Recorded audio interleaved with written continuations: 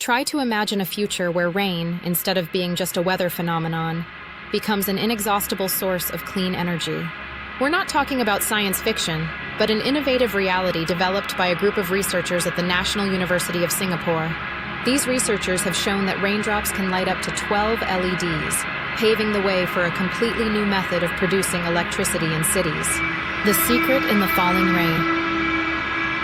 This groundbreaking discovery centers on the phenomenon of charge separation, which is based on the principle that when two different materials come into contact, their surfaces can exchange electrical charges. Until now, harnessing this phenomenon with moving water has been inefficient, especially with small volumes. The Singaporean team, led by Xiaoling So, found the solution to overcome water's physical limitations through the use of plug flow. By conceiving this concept, they created a system that transforms falling water into a sequence of small columns of water interspersed with air pockets.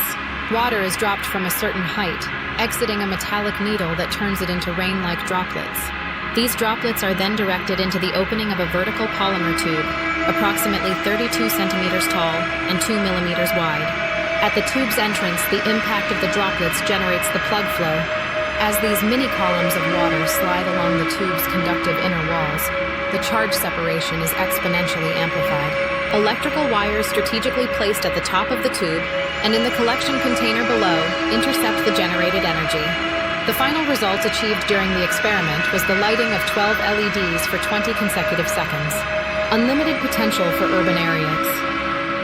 The true strength of this technology lies in its versatility and its potential for urban environments. Unlike large hydroelectric power plants, which require imposing infrastructures and depend on the presence of rivers or large basins, the plug flow system can operate with small volumes of water and in limited spaces.